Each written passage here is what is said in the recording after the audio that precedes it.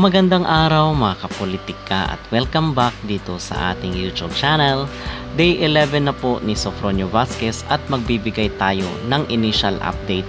Ano ba ang mga ganap ni Sofronio today? At magbibigay rin po tayo ng ating reaksyon at ng ating opinion dito sa naging komento ng ilan sa ating mga netizen doon sa ating previous video. Pero bago ang lahat ay huwag kalimutang mag-like at mag-subscribe na rin kayo para updated kayo sa ating mga latest issue. At day 11 na po ni Sofronio Vazquez dito sa ating bansa at magbibigay po tayo ng ating initial na update dito sa ating kababayan na si Sofronio. And mga kapolitika, kahapon po pala hindi ko na-report na nagkaroon po pala ng photoshoot itong si Sofronio Vazquez para sa cover sa isang magazine.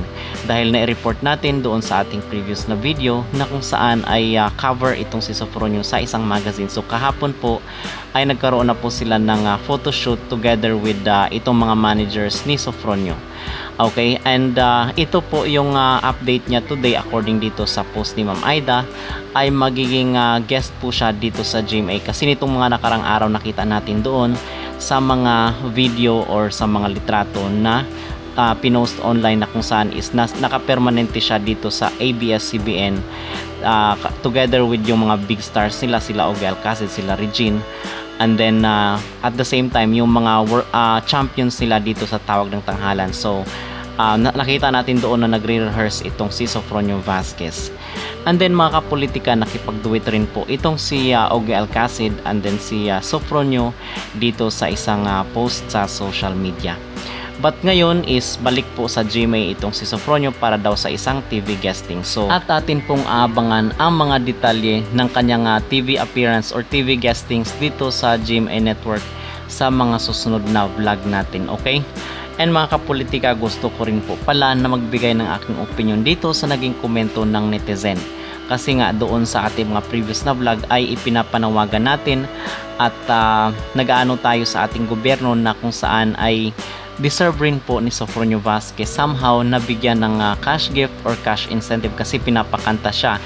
And knowing na kilala na itong si Sofronio, at least meron siyang talent fee. Kasi itong sinalihan niya na singing contest ay hindi lang naman yung yung pang local kundi pang international talaga, and doon pa sa Amerika.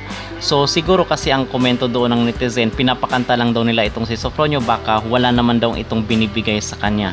Okay, kasi may manager na siya, and I think na deserve na mag-demand nila ng bayad dito sa kanyang pagkatakanta kasi ay worth it na mabayaran kumbaga.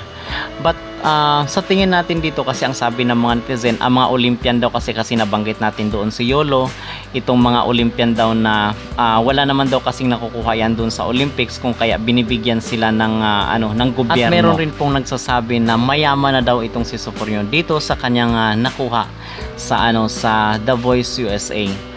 And then ibibigay lang daw sa mahirap yung supposed to be na itulong ng gobyerno or ibigay ng gobyerno dito kay Sofronio.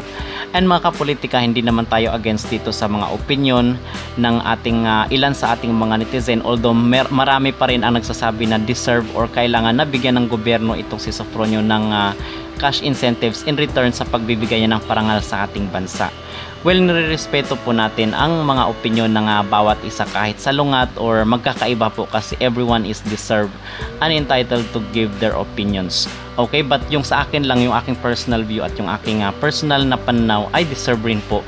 At mga kapolitika, yun po ang ating initial update dito kay Sofronio Vazquez at abangan po ninyo ang mga susunod na kaganapan dito kay Sofronio Vazquez sa ating mga sunod na vlog. At ano ang inyong maging opinion at ano ang inyong masasabi dito sa reaksyon ng mga netizen na hindi na daw dapat bigyan itong si Sofronio dahil mayaman na, and then ibibigay lang daw po sa mahirap. Ano ang inyong maging reaksyon? Mag-comment down below at huwag kalimutang mag-like at mag-subscribe na rin kayo para updated kayo sa ating mga latest issue.